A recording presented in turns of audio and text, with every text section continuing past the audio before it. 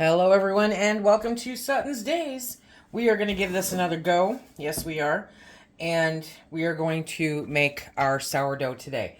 I have been working on my starter now for a couple of weeks, right? And it has been utter and complete chaos around here. But look at that. Look at that starter. That's amazing. I'm having, fun. What can I tell you? I'm having fun. So we are now going to start the process of making the bread. I'm using the book Whole Grain Sourdough at Home. The only thing I'm really disappointed in is that she says to use strong white bread flour. I am using home ground hard red wheat. Okay, I grind it at home. I make the starter out of it. I'm making the bread out of it. That is my purpose, is learning how to use the home ground stuff, because I don't want to count on the store-bought being there. I want to know how to use my preps completely. I can make bread out of this with no problem. Sorry. I can make bread out of this with no problem. But I want to learn sourdough, because, well, I want to learn sourdough. So it says to take...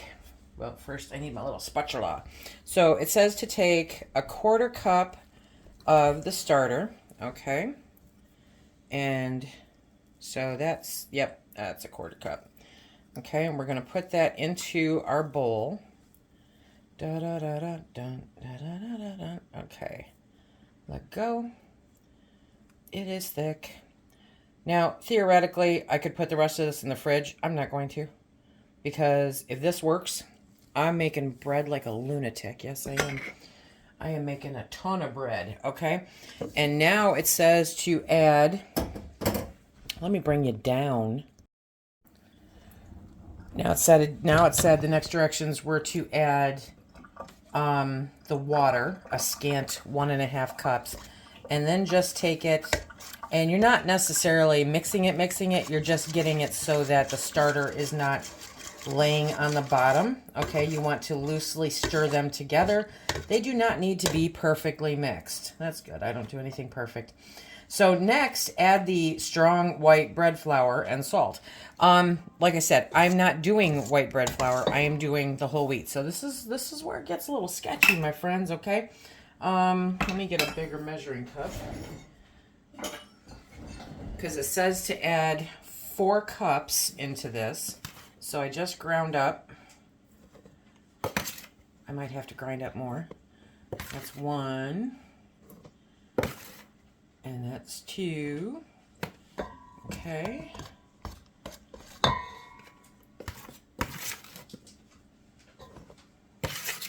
And that's 3. Why? Why do I always fall just a little bit short? Okay, and that's, flying. And that's, okay, let me get the last little bit out of here. And that's 4. Okay, so now it says to add the salt. I'm not going to add a lot of salt. I'm just going to add a pinch of salt. My reasoning behind this is we have been kind of troubleshooting, my original issue on the bread. Not, that's one of the many issues. Anyway. And it could be that while we have well water, so there's no chlorine that I have to worry about, we do have a water softener. And so that automatically adds salt, which may be a problem, right? So use the bread whisk to gently start mixing it all together, and then go in with your hands and give the dough a few final squeezes. And then scrape down the sides. Okay, so that's where we're at right now. I imagine that once I get used to doing this, it will be a much easier process, theoretically, right? Okay, a few more squeezes. There we go. I know a lot of people said that I didn't have enough water, and that whole wheat needs more water. So I'm going to add just a little bit more water in there. Okay. There we go. Okay, that's what I want. I want it to be more of a sticky dough, right? Okay, we're not going to overwork this. We are going to get it covered, and we're going to let it sit for a little bit. Okay, so we're going to cover this. We're going to let it sit for an hour-ish. I mean, the book even says you can go 90 minutes. You know, it's not real time specific, but we're going to let it sit there and do its due. In the next segment of how sourdough makes you swear like a sailor. Okay, so it's been sitting for an hour. And to me, it looks kind of dry, right? Now, to the touch, not so much. Not like last time. But I reached out to Patty at Alderman Farms, and she said, yeah, I'd probably add a little bit more water. So, because you can take... Oh, well, maybe not. Maybe not. Just wet my fingertips. Okay. So we're just going to pull it away from the sides. There we go. Okay. And I'm making sure my fingertips are pretty wet. Pretty wet. There we go. And apparently this stretch and pull, stretch and pull, stretch and pull. I'm probably doing this one time too many, but I want to make sure I'm doing it right, okay? Because it's, yeah, see, this is much better than last time. Okay, so now it says to perform the first set of pull and fold. This process gives the gluten a workout, stimulates the wild yeast, builds up structure to the dough. It really does make a difference to your dough. Literally pick up a handful and da-da-da. Okay, so we're good. Stretch it and fold it over the rest of the dough to the other side of the bowl. You do not need to pull it too tight. Then turn the bowl a few degrees, repeat the process, lift and fold, and continue until the dough comes together in a smoothish ball. Okay, in a smoothish ball. So let's take that plastic off. Okay, we're gonna do that. Okay, look at us. What? Look at us. Okay, in a smoothish ball. I don't think. There we go. There we go. There we go. Ha ha ha ha ha. Okay, and smoothish ball, and then stop. At this point, the dough will be at its stickiest. As you work with it, the stickiness will typically start to reduce depending on your flour. Far fewer pulls are folded and will be required in the next steps. Okay, so we're going to cover it back up again and leave it on the counter. You can now leave the bowl again for another hour. Okay, so there we go, my darling. Okay, and now we're just going to cover it back up again. I hate saran wrap. Okay.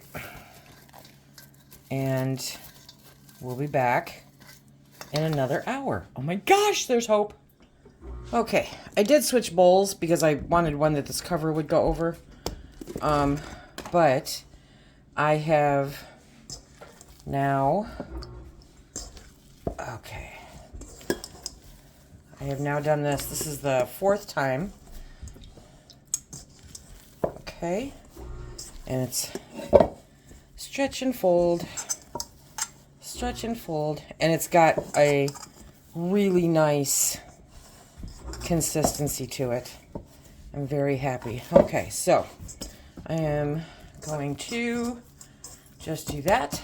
I'm going to cover it back up, and now it's going to do, according to the book, a slow ferment. So okay, you guys saw it was on there before. Anyway, I'm going to let it sit overnight. And in the morning, we'll make some bread as soon as I get this back on there. So again, I'm having conversations, right? And the book recommended the long ferment, 8 to 10 hours sitting out overnight, and then 3 hours in the refrigerator. And so you can see it's already doubled, which is pretty cool, right? So what I'm going to do now is I'm going to make a mess, okay? And I am going to pull this out. I think I'm going to need both of my doohickey thingamabobs. Okay. So this is done wonderfully. It has done very, very well. I probably should have floured the countertop. What do you think? Yeah. Okay, so I ground up some rice to make some rice flour, okay? And what I'm going to do now is just shape it. So I'm going to fold, I'm going to fold, I'm going to fold, and I'm going to fold, okay? And then I'm just going to keep folding so that I get it shaped. And tuck in those edges. Nope, it'll fit in one. Okay, and now I'm going to put it in the banneton. I think I'm pronouncing that right. Okay, and I'm just going to do this. Why? Don't know. But you want to make sure when you put it in here that you have this very well floured so that it doesn't stick. Okay, so we're going to do that, and then we're going to cover it again with the same thing. At least we're going to try to. Well, maybe not. We're going to try really hard to do it. Okay. Okay, so I'm going to saran wrap it because that's as good as I can get. So I'm going to do a really good job at wrapping it. And then I'm going to put it in the fridge overnight so that tomorrow morning I can do my dough and make the bread. Okay? So that's where we're at. We'll see you in the morning. Oh, look it's the next morning, and it got poofy in the fridge. Yes, it did. Okay. Look at that. Look at that. Look at that. Look at that. Okay. We have hope here. Yes, we do. So I've had my oven preheating. It's first thing in the morning. And now I'm going to work on this. This is going to be so cool. What I did realize, though, you know, for what it's worth, is that I put the smooth side up instead of down. But, you know, life goes on. Let me get a mat so I can take this out. Okay, so we are going to take this out. You know what? I'm going to keep the ugly side down. Okay. Now, for rice flour, literally, I just put rice through my grain mill, okay? I don't have one of those things that scores, so I'm using a knife. I just sharpened it to make sure. Okay. So I've got that pretty little ear. Okay. There we go. And let me raise you up here to the chaos. I've had that in the oven heating up. Wow, right? Okay, very hot, very, very hot. So I'm going to put the parchment paper in, and I'm going to bring you closer. Okay, so that is my hot pan that I'm trying not to put my camera in, and my bread. Okay, and then I'm going to put the lid back on, and I'm going to go reread the book, but I'm going to put this in the oven. The oven is set at 450. I'm putting it into, I'm not doing it the cold method, I'm doing it the hot method. So I'm going to take the hot pan and put it back into the oven, and I'm going to double check my time. I'll tell you when I come back. It has been 50 minutes, and now we're going to pull this out of the oven. Okay. Smells really good. Okay. Ah, darn it. Okay. So, must be done because the fire alarm went off. Okay, let's pull the lid off and see what we got going on. Oh my gosh. Ouch, that's hot. That's very, very hot. Look at that. Look at that. Okay, crazy excited. Crazy excited. Now we're going to watch me fumble this football. But I have no desire to get burned. Okay. I have to tell you that this is like the prettiest loaf of bread I have ever made in my life. I did it, you guys. Thank you for all of your encouragement. We are going to let this sit for an hour and then cut into it. Look at that. And have Phil give a taste test. I'm so excited. Now comes judgment. Okay. It's got a nice hard crust. We let it cool down for an hour. Oh, yes. Okay. Is it very light and airy? No! Come on. Okay. Yes, I'm whining. Okay, so maybe I should have let it sit overnight. I mean, it's still got a nice crumb, but it's not that airy crumb that, you know, we anticipate. Let me get this buttered for Phil. Okay, now it's time to taste test.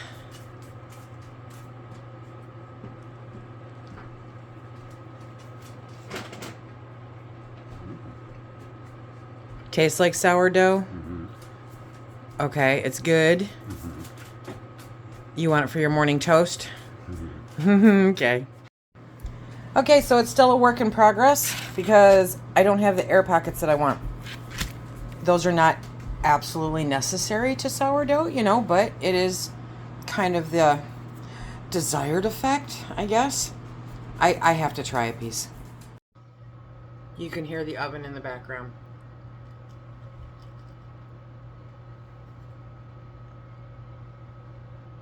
It has a good sourdough flavor.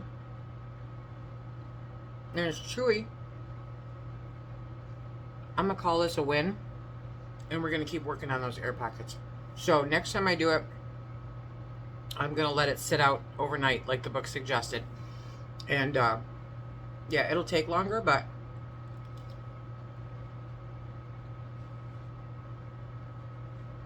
I think I did okay. Okay, everybody. Until next time, get your sourdough on. Be safe.